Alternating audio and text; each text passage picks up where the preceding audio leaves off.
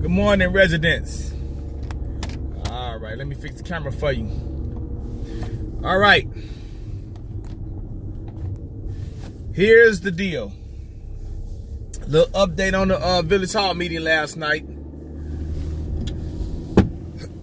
Well, the flunky trustees and this corrupt administration, they voted the residents out of the town center. So we would have to pay for the town center when before we didn't have to pay for it. In my opinion, this was no more than retaliation from the mayor against civic groups in our community who she feels that is opposed to her administration, mainly her. All right. So now we have to pay for it. As I told you, the town center is raggedy. It's probably a safety hazard. All right. So they're going to charge us for it. Residents who want to use it, organizations. It's a sad situation in University Park. It's a sad situation when you have a mayor, all right, who keeps so much division in the community instead of unifying the community as one body. So much division, one side against the other, instead of working together for the common goal, the betterment of University Park. This is why she has to go. This is why she must go. She cannot get reelected. All right. Now, she wants to charge the residents for using the town center when she didn't collect $167,000 from the daycare center. They still haven't paid, to my knowledge. So you gonna let them skate 160? This was like some years ago, 2013, I believe. You're gonna let them skate for $160,000 back rent, but you're gonna charge the residents this little money to use the place? Do you understand what type of mayor we have? A vindictive one, okay? Vengeance. But it's the same. Vengeance is mine, saith the Lord, for those who know the word of God. But she's revengeful, all right? But just because, let me tell you this, Mayor Covington. Just because you're charging for the town center, it's not going to stop the movement in University Park. People want a better quality of life than what you're giving us in University Park. This is the reason why you're not going to be reelected. And for those who are guilty in your administration of stealing our tax dollars, I hope you go to jail. All right, now, with that being said, let me bring you to this point. They got cell phones. Trustees got cell phones. I hear they save money by changing cell phone carrier. Okay, I probably think they don't need cell phones. Why? For what? What are you doing? Who do you want to call? Who do you need to call? You come to meetings twice a month. Why do you need a cell phone? You're not a businessman. Are you conducting business for the village? Where are the businesses that you're bringing into the community? Are you on the phone trying to get businesses here? No, because everybody is saying University Park has a non-functioning government. It's in place, but it's non-functioning, so why do you need a cell phone? On taxpayer dollars. Okay, so you have the cell phone on taxpayer dollars, which you really don't need, trustees, mayor, okay? I think emergency responders, chief of police, okay? Fire chief, trustees, no. All right? You got phones on taxpayer dollars, so what do? You turn around and vote against the residents, trying to charge us for the use of the town center. Residents, understand what type of people that we have in place in that local government. Understand this. Look and see what they're doing. All right? Now, they appointed a deputy chief. Congratulations, Commander Wilson. A fire chief, congratulations, deputy chief. And the deputy chief of police, Commander Wilson. All right, we never had a deputy chief of fire as long as I can remember. I've been here almost 20 years. To me, I think this is a made-up job, made-up salary. Why do we need a deputy chief? The village is small. How many fires do they have? You can count on your finger how many fires they had in the last 10, 12 years, okay? So this salary could have been saved for more police, in my opinion.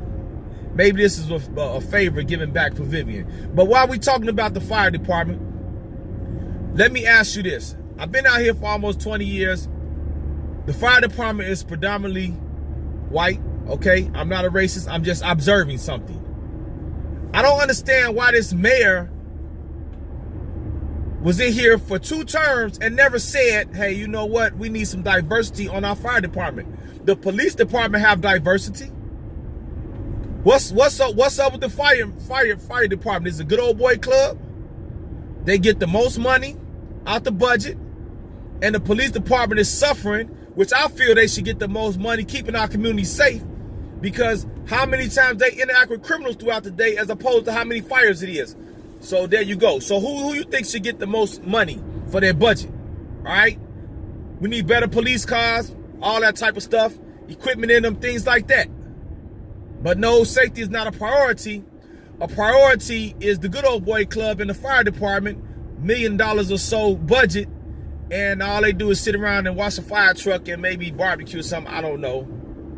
But, okay, I'm cool with that. My thing is, let's get some diversity up in there.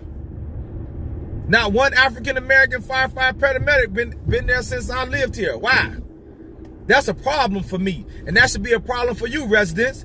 We're a predominantly African-American community. You gonna tell me we can't have diversity on the fire department? Why not?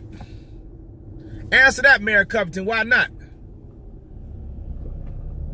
All right. Now, just reflect on what I just said. We paying for them to have cell phones. They kicked us out of town center, making us pay. All right?